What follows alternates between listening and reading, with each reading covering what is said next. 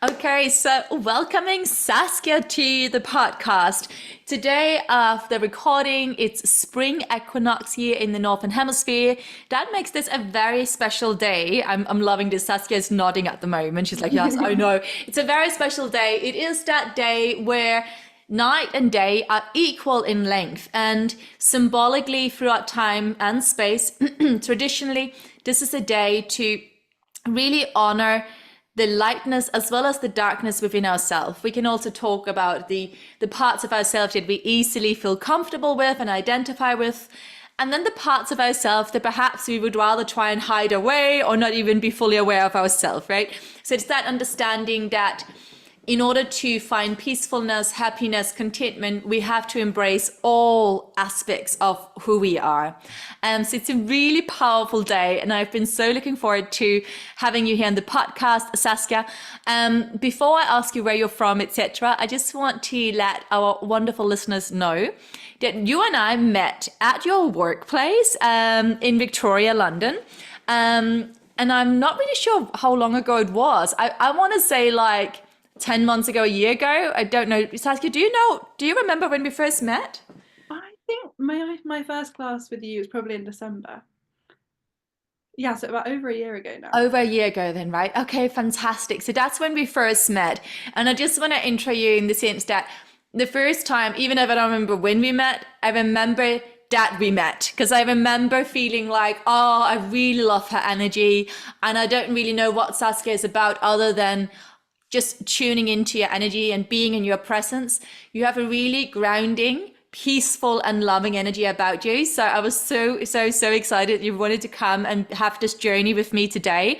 And I'm super looking forward to hearing what you're going to share with everyone that will be listening in today or later. So thank you, Saskia. Saskia, please go ahead and introduce yourself. So where are you from and what brought you to London? Great. Well, firstly, Josie, thanks so much for having me on here. It's such an honour. And always lovely to chat with you. Great start to the weekend. I have kind of always lived in London, really, and still kind of living very close to my parents, which is lovely. In the same kind of part of London that I grew up. Have been away a bit for kind of like university and a bit of travelling. But yeah, back to where I started. So it feels a bit full circle at the moment. Fantastic. And whereabouts in London do you live, Saskia? So I'm based in West London. Okay. Yeah, lovely by the river, nice for kind of runs on the Oh, weekend and that sort of thing. yeah, wonderful. But you know what, this is news to me because I don't know why, but I just never thought you were fully British. Where are your parents from?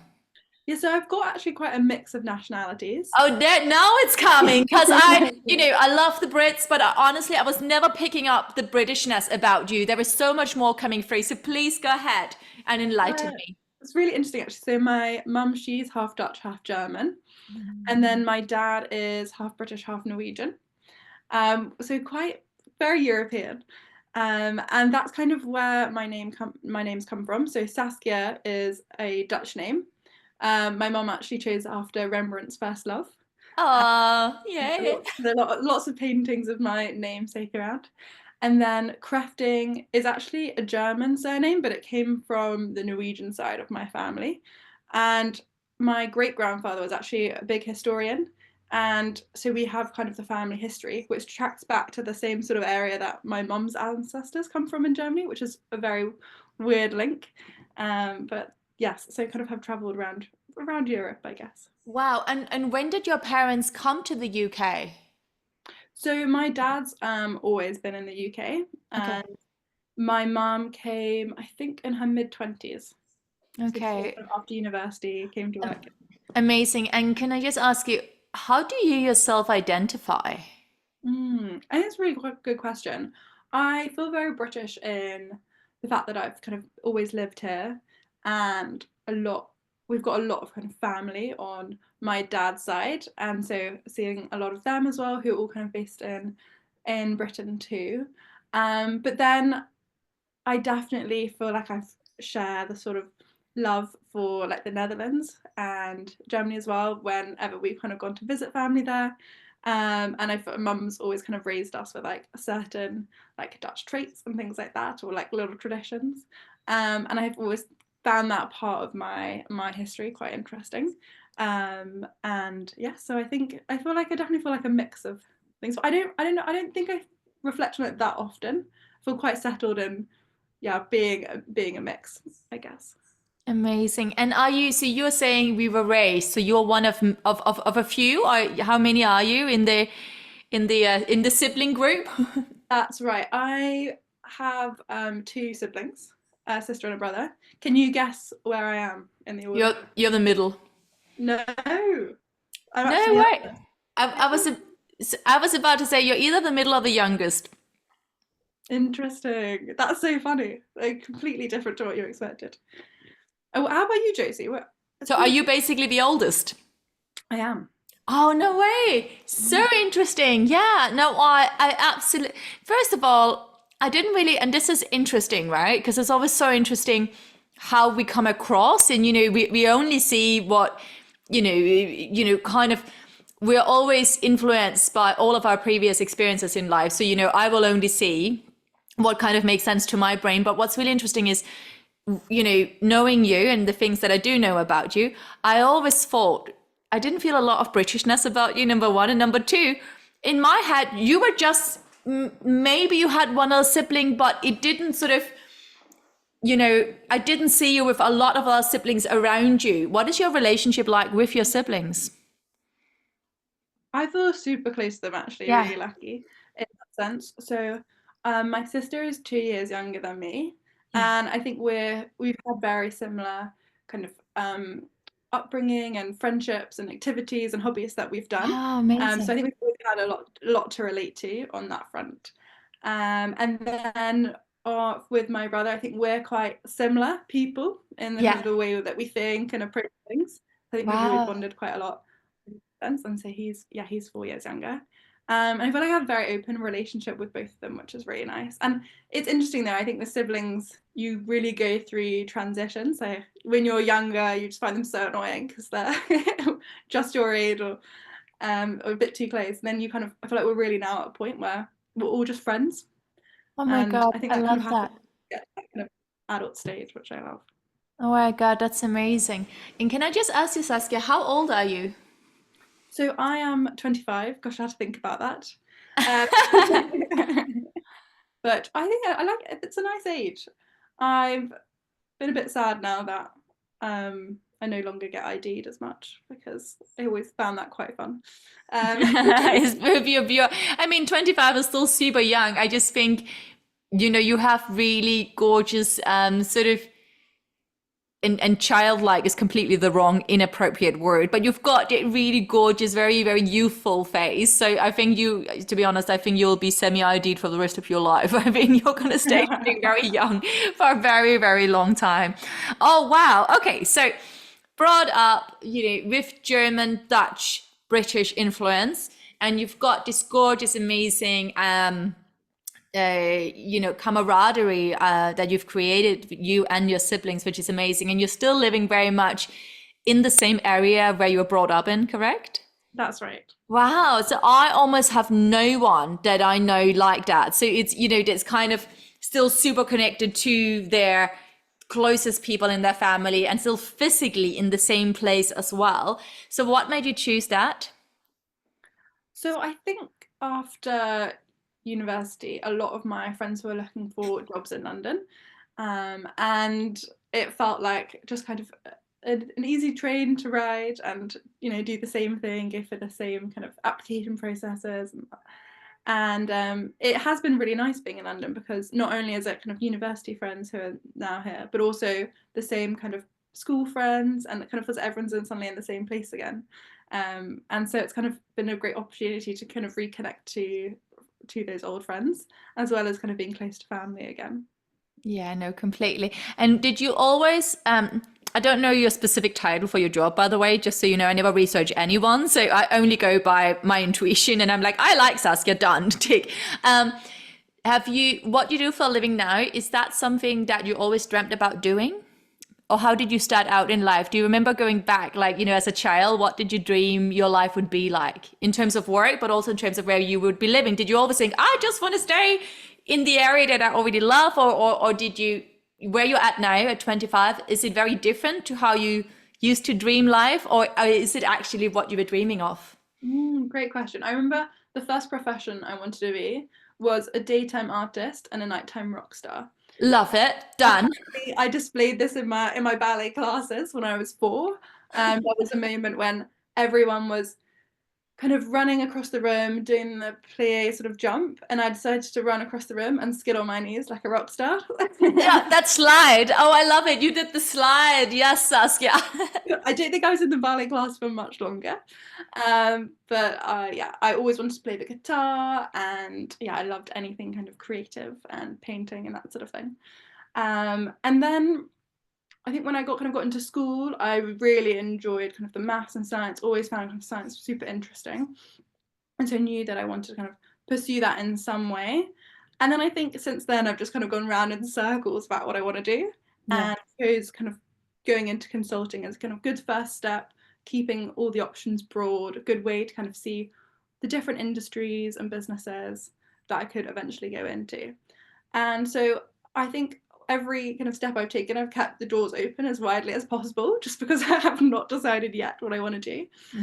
But I think what I have learned is what the sort of things I look for in a job and the aspects of a job that I love. I just haven't yet found the right kind of job description for that, if that makes sense. True. And also it might be that you just end up creating your own job because maybe it doesn't even exist exactly how you're wanting it. Maybe that's a position that you actually need to create yourself, which is always interesting.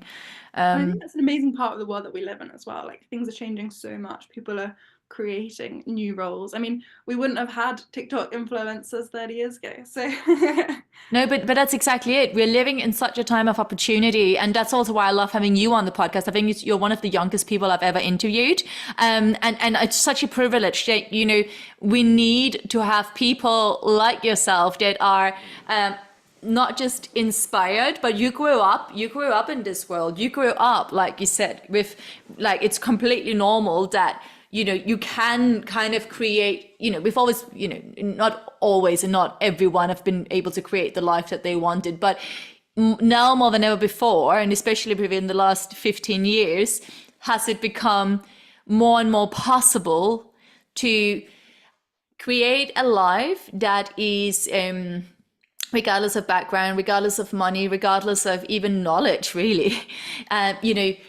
Most people have a lot more freedom and a lot more ability just from using the resources that are available, like the internet, right? Something as simple as that, internet, social media, etc. So it's so gorgeous to have you here today and to really sort of get your amazing energy. So I really appreciate that.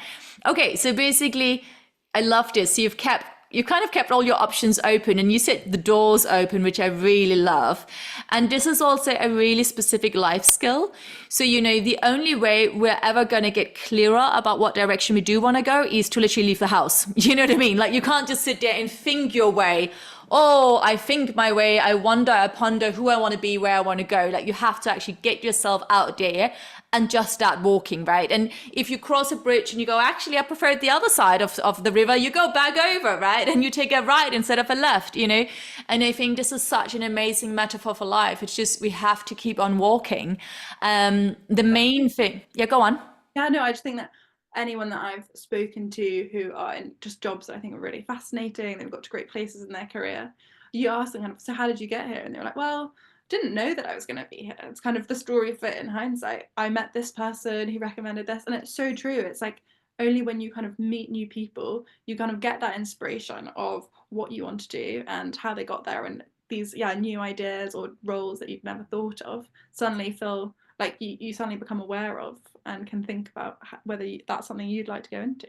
100%. And I also think if we looked at it again as a metaphor of like the roadmap of life, it is literally, you have to travel through space and time. So again, there's no way, our ancestors would never have found out that there was a valley beyond the mountain unless they climbed that first mountain, right? Again, they couldn't just sit at home and go, oh, let me speak to God and let me try and work it out mentally, right? Like they had to actually get physical. get up to the top of that mountain and go, oh my God, there's a valley down there. And actually there are people down there, right? You have to go out and you have to keep on exploring life and keep on walking. And then I think what's really interesting in the time that we live in now, and also, we both live in London, the city that we live in, is that change has always been happening, but change is changing even faster, it feels now more than ever before. And I think the culture, in terms of not just in terms of work, but how our lifestyle, it is so common now and so respected. And also a deep sense of understanding that because we are always changing as people, that will naturally be reflected in our lifestyle. It will be reflected in where we choose to live, how we choose to work, and how long we choose to work there for, which I think is a really potent point. So for instance, if I could give you any kind of advice, it's just that thing of keep on walking, and you will find yourself in little valleys where you go, this is quite nice, I'm going to hang out here for a while, right? And whilst you're in that valley, you might discover that, there's painting, and then you'll discover, but I also quite like farming, and, you'll try lots of different things. And one day, this is natural because you're a human being, you might go, oh, but there's another mountain over there. And maybe beyond that mountain, there will not just be a valley, maybe there's an ocean, and maybe I'll get onto a boat. And my point is, it is natural for us to want to discover, because we're discovering not just the world around us, but through that we are discovering the world within us, right? Definitely. Josie, I love the mountain and valley analogy because I think that's so true. And I think something that I do find difficult about London is there's a lot of pressure to keep climbing the mountain and the next mountain. But actually, you're so right. Like sometimes it's nice to hang out in the valley, and that's when you start to explore a bit more about what else is around you, and you can kind of look left and right rather than just up the mountain, right? And I think it's something that we don't always give ourselves enough space for, is to just kind of, yes, hang out in the valley. And I think that's definitely something I want to focus on doing a bit more. So we'll see. No, I love that. And this is, that really ties in with obviously everything that we're both into, which is mindfulness, meditation, and appreciating, because all of that brings us into the present moment, right? Appreciating what is already in the valley, what is already here in the space that we're in right here, right now, regardless of where we might choose to be or whatever we might choose to explore in next week, next year, next month, right? But to go, like, what is already beautiful in my life, right? Like I think that is really potent. That's so true what you're saying. Okay, so currently you're finding yourself in a valley that you're enjoying. And then I know that you love to travel, right? So I'm always very impressed whenever I hear that you're going away. I know you just sort of recently-ish got back from your India trip. That's right. I think, yeah, being able to travel is one of the best things, and exploring new cultures, and I think also just seeing the natural beauty. I feel like when we're stuck in our concrete jungles, it's easy to kind of forget that there is so much, natural um, places of awe to kind of see and witness. And yeah, absolutely loved India. So I went with some friends, one of whom has Indian heritage, and so we stayed with her grandma in Delhi, which was amazing to see. And we saw the school that she'd set up for kids whose parents haven't been educated, so they were kind of first generation. And I thought just the vibrancy of and the change of pace, and I mean the differences in kind of the buildings, but also the nature as well. It was just fascinating to see, and I think it's moments like that when your eyes are opened a bit and you get a bit more perspective on the world, and you can really then actually look inwards as well and think, is where I am everything I want, or is there something else that I'm looking for? Absolutely. And I think because you are one of my youngest podcast people, I really want to dive a little bit deeper into what would you say in terms of perhaps for yourself, but also for peers of yours, like close friends of yours, colleague of yours, themes or specific concepts that you might be finding challenging at this moment? I think something that I've always found difficult Yeah. is working out the difference between what I want and what everyone else wants. Ah. And I think that's really tricky because I think there are a lot of stereotypes or standards about, this is what's going to make you happy, and this is how you set yourself up for a good, secure future and that sort of thing. And I think as a result, a lot of people kind of go in one direction, and think the most difficult thing to know is that also what makes me happy, or actually should I step out and try something else and take more of a risk and do something a bit different to the rest of the crowd. And I think I'm still learning that one, but very aware when I kind of see other people that I know making that step outwards and kind of learning about their experiences. And we'll see what happens if I do venture off course. But I like the idea that it's something to be explored. Absolutely. I mean, obviously, it also sounds a little bit like the, rewriting what success looks like for you, right? So it's also, I'm sure it's also got something to do with that, where it's like, okay, so society or people in my age normally do this XYZ, right? And especially because you feel very close, you feel a deep sense of belonging, you feel a deep sense of community and identity within your chosen group of peers and colleagues and even family members. So to not question what they are doing, but kind of, kind of stepping your foot out a little bit and going, ooh, like how do I find myself? Like, how do I see myself? How do I feel myself the most? Still belonging to a group of people that I love and we connect on so many levels, but at the same time, still making sure that I'm truly doing it for the right reasons, which are reasons that are in alignment with my own personal values, not just the values of the group, of the family, or the colleagues, or, generational peer group, right? Definitely. And I think when you seek advice as well, that I always love kind of getting my parents' perspectives and thoughts on things. And same with my friends. And I think the thing to be aware of though is like they will be giving advice to the person that they know you are, but actually it's fine because sometimes you will have evolved yourself, and that change isn't always obvious to everyone. Like you're the first one to know about that. So I think kind of keeping in touch with that and thinking it's okay if 2 years ago I said I wanted this, but now I don't anymore. So actually that advice isn't super suited to me. 100%. Like giving ourselves permission to change our mind. And I would say not just every 2 years, but all the time. Mm. Because, it's something that I can really identify with as well. We are ever changing beings in an ever changing world. And the only constant, I know you love science, so this is true. The only constant in our life, the only constant that is always true is change. So it's not a matter of where, if, it's a matter of when. Like we are constantly changing.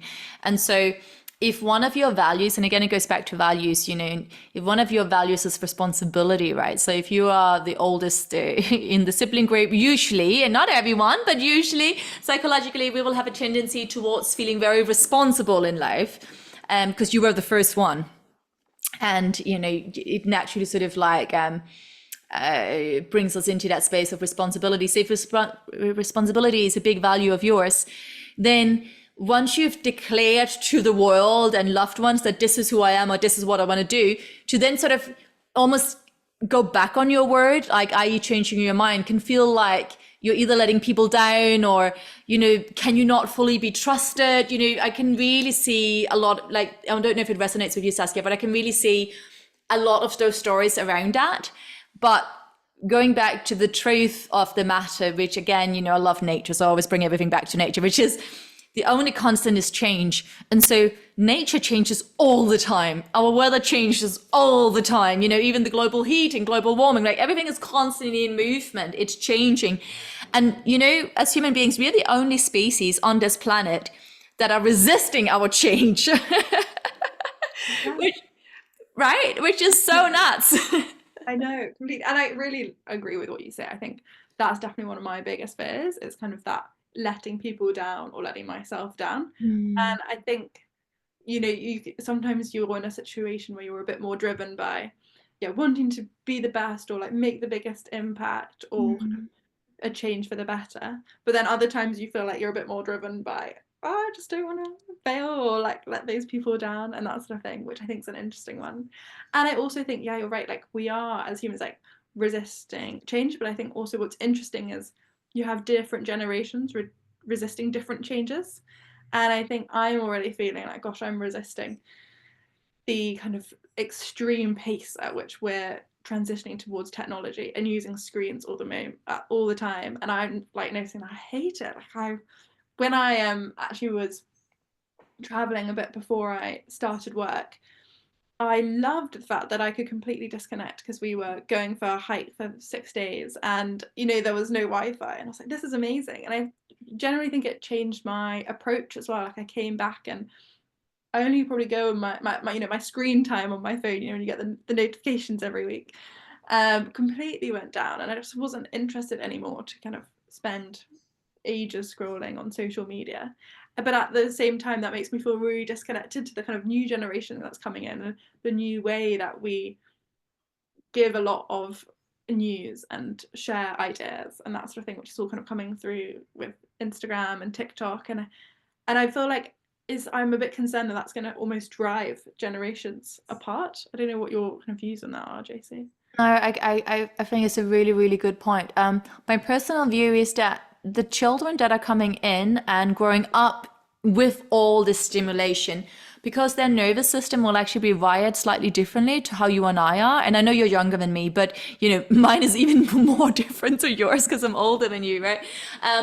They will grow up and their parents would already have been semi used to it. And with used to it, I mean, it's actually been slightly pacified. So with that, I mean, when anything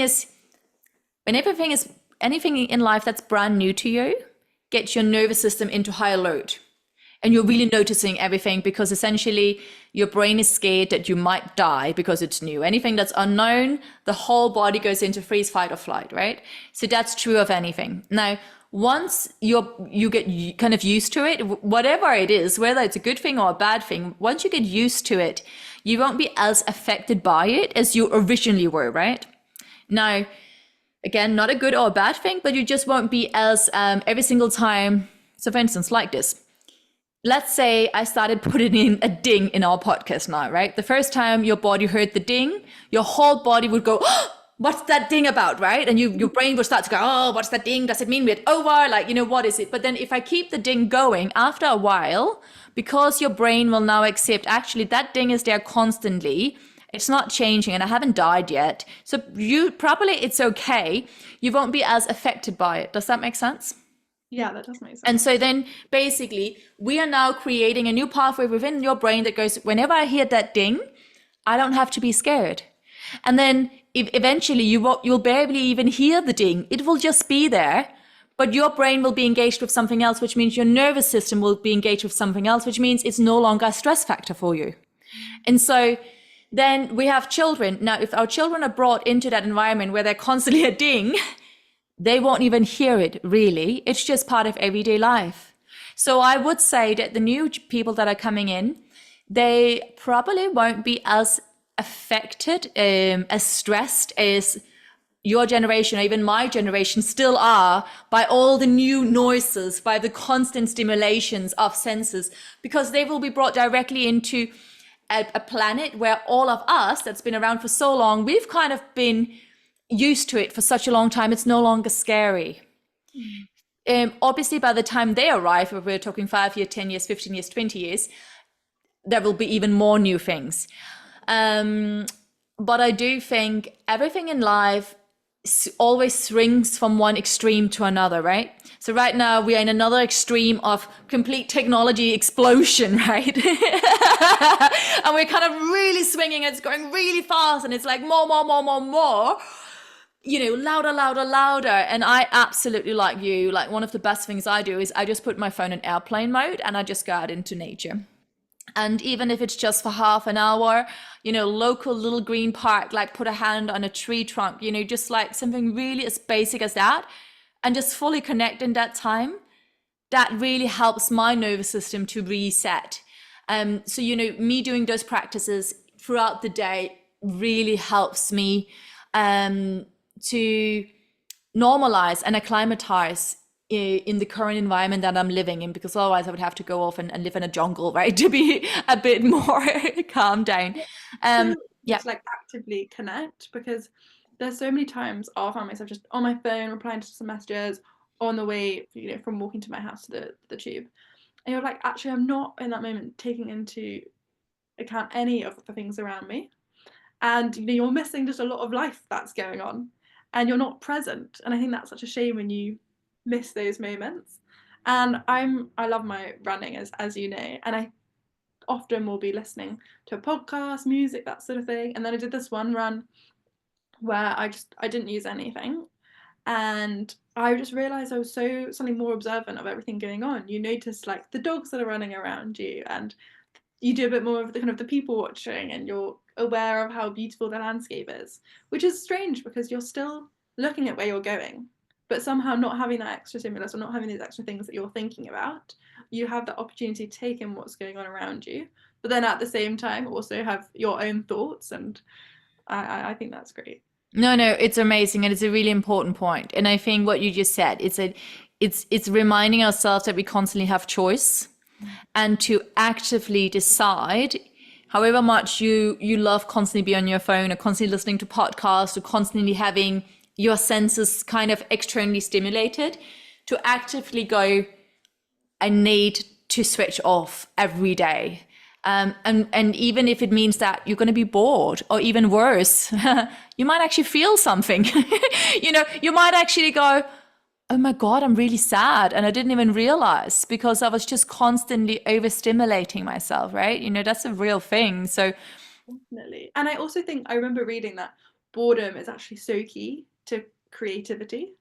And it's only when you have those moments of nothing going on that you kind of have these thoughts or have these ideas, or you're trying to fill the space with and be a bit creative, or just with the resources that you have around you. Like, one of my favorite things to do, if I need to like write a speech or something like that, I'll go for a swim, and that's when all the kind of thoughts will come to me. Or sometimes it'll be like as I'm falling asleep, you kind of have those ideas, and they kind of piece together. When I think you've got a lot of other things going on, it's so hard to kind of have one train of thought, and instead your thoughts going in 500 different directions.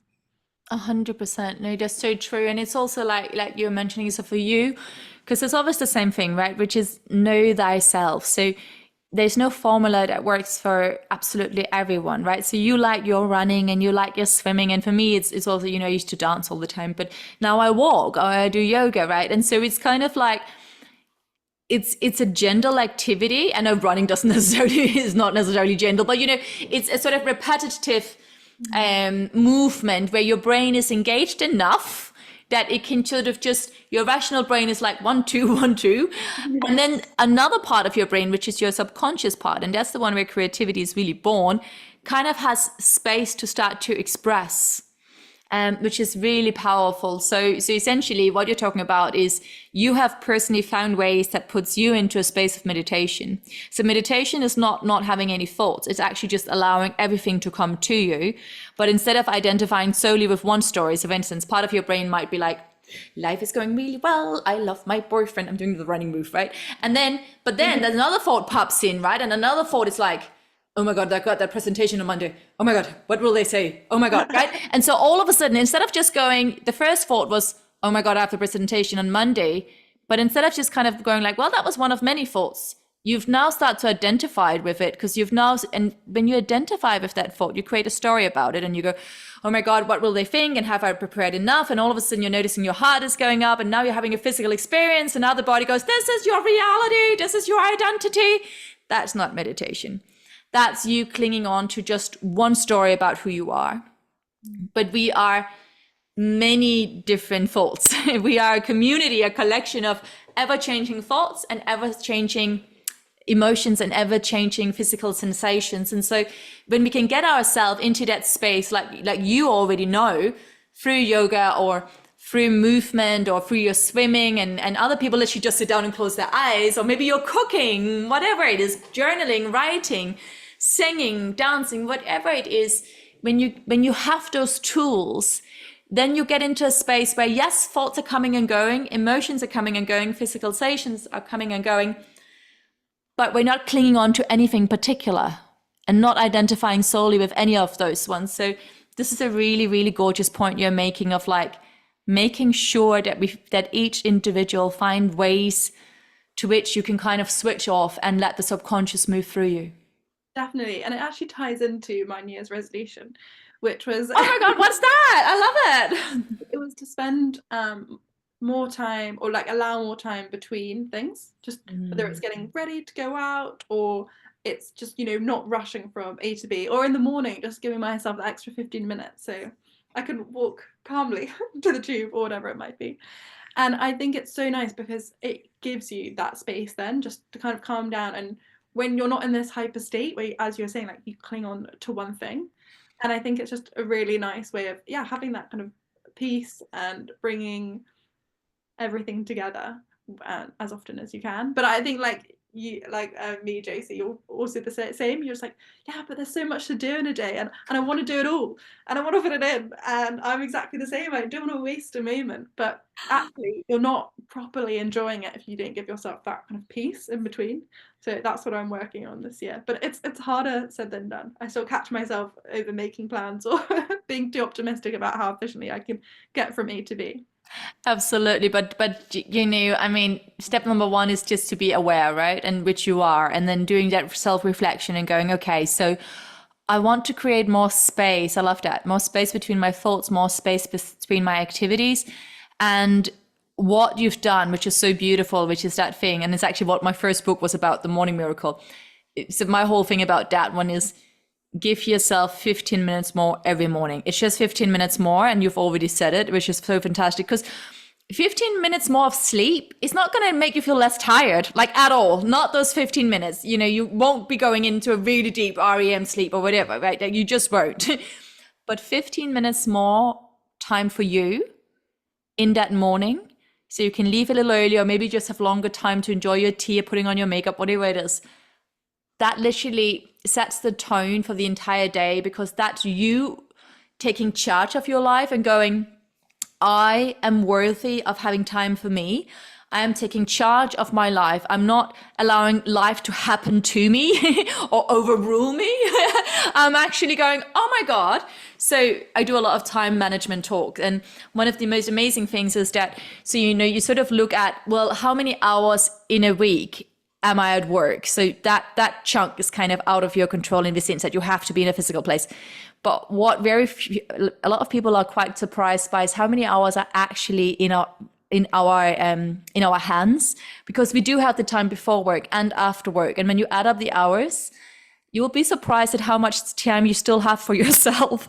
So, I'm so happy to hear that you've recognized that about yourself. Like, just those 15 minutes more for you in the morning will literally change everything, because how you start your day sets the tone for the rhythm.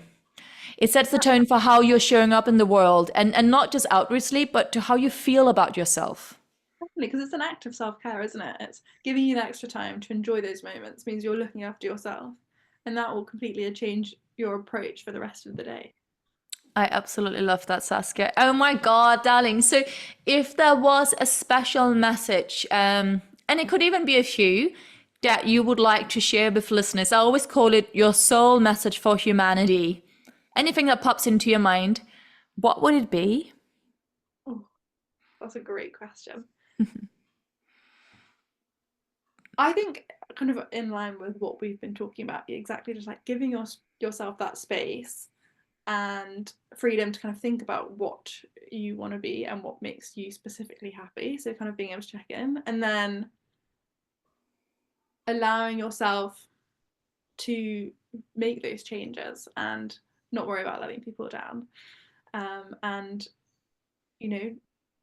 be open to change. Right, I love that.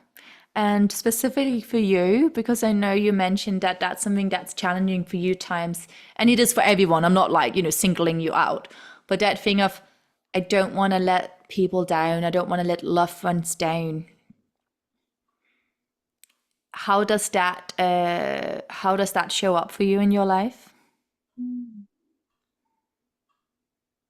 I think for me, I get most energy and happiness out of just being with other people, and it's just kind of having that time to really see those friends and family, to be able to check in with them and have that quality time where you're really there in person, and getting that space to kind of talk about how everything's going, and just knowing that I can be there for them when they need. I feel like that's a big part, and that's something I love And I think that probably comes back to, as you're saying, that kind of feeling of responsibility, right, as the eldest. That's it. But also I get so much energy and inspiration from being with others. And I think it's just trying to make sure I'm there and fit everyone in, and kind of keeping in touch. Yeah, no, I understand that. And you don't have to answer this, but just for yourself to reflect. Is there a specific memory where you've experienced where you felt like you let someone down, and that the rippling effects, the aftermath of that, is still something that sits with you? Do you feel like there's an experience particular where you felt like you let someone down? Mm. And you don't have to share it if you don't want to, but it's just for you to reflect. Yeah, I think probably where that sort of, I think maybe there have been more smaller moments like that, and I think they've all been quite similar to kind of communication. And it's sending that text message saying, oh, I can't make this, or I can't be there. And as a result, not picking up the phone and having that conversation. And it's, it's the same amount of effort, but just giving that moment a bit more time just has a completely different change to that relationship. And because I think so much communication is lost when you just have a message. And I mean, even when you're calling, right, because you don't have that same body language. But So I think that's definitely been a lesson I've learned. yeah. It's just take that extra few minutes, just to pick up the phone. Pick up the phone, right, and make the phone call. And also because, I know that you've got the biggest heart, Saskia, and you're such a compassionate, kind person. So, but that's also, on today of the equinox, where we are honoring the lightness and the darkness within us, right? So it's that thing of you, and again, tell me if this gets too personal, but you gracefully identify someone who is very responsible and really looks after the people that she values in her life, right? And in fact, from everything I know about you, I'm sure you also treat everyone that you don't know with great love and care. But the thing is, when that is one of our superpowers and one of the things that we really identify as, the flip side of that. So what would you say would be the flip side? Let's do a little bit of shadow work if you're up for it. Let me know if you're not. Yes, I'm up for it. Let's do it. Okay, so here. So if it's something where you're like, part of your brain has totally gone, I'm a responsible person, right? What's the flip side? What's the opposite of being responsible?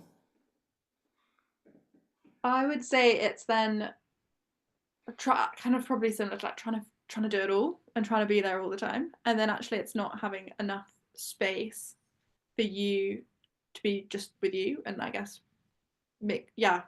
put yourself first. Like if you're feeling tired, True, right? But and I love that you're not even really saying it. So it's like, if we call that the positive, one of your traits that you like to identify as is, Saskia, I'm a very responsible person. If you were to say completely the opposite, it would be, Saskia is so someone who isn't responsible. Would that be non-responsible? Would it be selfish? Would it be non-caring? What would be free as well? Sorry? Kind of a bit more like free and a bit like carefree. Probably. Carefree, right? So someone who's carefree, but responsible. The other part could also be neglectful, right? Yes. Ooh, and neglectful can sound very negative, right? Oh, we are a neglectful person. So now listen, shadow work is not about going, oh yes, I'm also neglectful, but it's actually to go, okay, but I know it's not something that is easy to identify as, but if we just for a moment allowed ourselves, just dream with me here, please. If we allowed ourselves just for a minute to go, okay, well, if you were someone, because some people actually really quite proudly go like, yes, I'm really selfish, or they kind of go like, yes, I'm very carefree, or I don't commit to anything, and that's their identity, right? I'm not saying it's good or bad. I'm just saying another person who might go like, I really like that I'm carefree, because it means that I only say yes when I truly mean yes, and when I actually truly have the time and the capacity to fully show up. Does that make sense? That's kind of a positive we could say about someone who identifies as being carefree, right? Really. So you see what I'm saying? Like shadow work, the easiest way to do it, and it's honestly, it's one of my favorite things to do, because it holds the key to your own freedom, to your own liberation. Because as a human being, we always look for validation and permission in the outside world to then go ahead and do and be who we want to be, right? But actually, all of that comes from like who we're really longing for is our own self-acceptance, our own permission slip. And in my third book, which is called Fall in Love with You, I have this poem that says, "We are the one we have been looking for." That's beautiful. Right? But it is literally, it is just so deeply true, Saskia. And we all do it. And it's also something that comes with age and experience. And you're still, you're so wise, but you're still so young. At 25, I was constantly running around going like, am I this? Am I that? Who am I? Where am I? Right? So it's definitely an age thing. But if I had learned about shadow work when I was 25, it would definitely have eased my life experience quite a lot, because I was someone who identified predominantly with three things. So one of them is I see myself as someone who's very positive. I really like that. I see myself as someone who is not carefree, but I value my freedom, my personal freedom. So I will always choose what is fulfilling and what is in alignment with my own heart over anything. And that's not to be selfish, but I have learned from my own life experience that whenever I try to fit into someone else's idea about who they think I should be or how they want me to be, it doesn't work out. And I can see you're shaking your head as well, right? It just, I cannot thrive in that. I barely survive it. So freedom is my second quality. And then the third one is responsibility. So I've had to work so much on their opposite. So responsibility, that thing of like being carefree or even being neglectful, like not seeing that as a superpower, but understanding that actually when I really hone in and I really honor the fact that there is only one Josie, right? And as much as I get excited and I want to do everything, I cannot be everything for everyone. And also neither should I. Right? Because there's also, even in terms of work, so I know it's a different situation, but as you know, I'm self-employed. And sometimes I feel really bad about having to call up and saying, I'm so sorry, I can't come, but I have this wonderful cover. But actually, who am I to feel like that's a bad idea? Because number one, the cover now has an opportunity to have a new experience, to use their skills, to feel empowered in life. They're also making some money. And maybe that cover will have the most, maybe I've lifted up their day and they will have an amazing connection with other people that I don't even know about. So I think what's really interesting is under the headliner of responsible, quite often it can actually be controlling, because it's almost like we're trying to control the whole world around us, coming from a beautiful space, but also maybe not just, because the psyche is interesting. So I just wanted to like give you a little that. Yeah, and I think it's exactly that. Like the way I've been learning slowly to kind of give myself that permission is through that kind of knowledge of actually, well, whenever one door closes, another opens. And it's that silver lining, isn't it? It's like that is an opportunity for someone else. And actually there are so many positives of when things don't go the way you planned.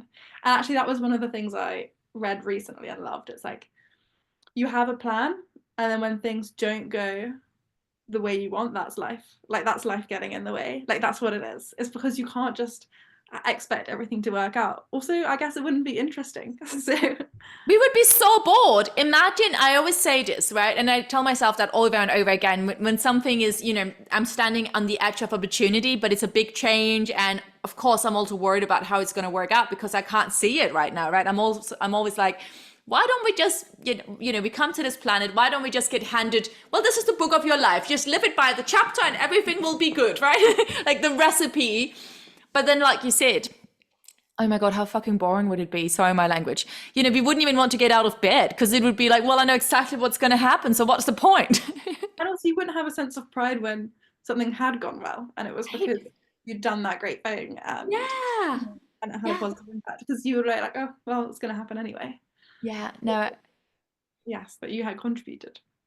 I absolutely love that. If you could go back and say, give some pearls, some words of wisdom to 15-year-old Saskia or 12-year-old Saskia, one of those two, what would it be? Ooh. I would say you don't need to achieve all the time, and it's absolutely fine to have some things that you just let happen, and and kind of, I think probably it's similar in what we were saying, like just to being a bit more carefree in that sense. And I think a key part of that is then letting go of that kind of trying to control everything and trying to do everything right, because I think that puts way more stress on you than is needed. Yeah, no, I completely understand that. I love that. Oh, well, Saskia, I could stay with you all day. I'm aware that you have to go. So thank you so much for your incredible time and energy here with us today. I am so excited to see how your life and is going to unfold for you the next year or so, and it's an honor to be here with you, but also I am so perplexed at the fact that you're only 25. In my mind, I thought you were way older, not because of how you look, but how you speak and how you present and how you enter the room. So, a very wise words from a very young person. Can I ask you briefly before you leave, what are your star signs? So what's your sun, your moon, your horizon? Do you know? Or do you know just your sun? It's No, okay. I don't know any of them actually, Josie. I'm so No bad. way! Tell me again, when is your birthday? I'm 29th of January. Yeah, I thought that. So are you 29th? I feel like it makes you Aquarius. I'm pretty sure it does. And I think you are Aquarius. So Aquarius, they're highly responsible, they're highly innovative. So that whole science thing that you're really into really makes sense.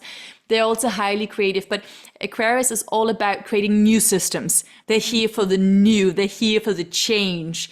But then because you really like sort of not traditional, but you're very like close to your family and to your friends, and you like sort of a slower pace of life because Aquarius is quite fast. I would imagine that you have some more grounding signs in your chart as well, but we can go into that another time. Saskia, oh, fantastic. It's fantastic. Saskia, such a joy to be here with you. I wish you a really wonderful rest of your weekend, and I look forward to seeing you soon. Oh, thank you, Josie. It was so lovely to chat to you as always. You're always great at bringing out the best in people. So I loved it. Thank you very much. Thank you so much, darling. I'm gonna hit pause, but I'll see you in 1 second. Okay.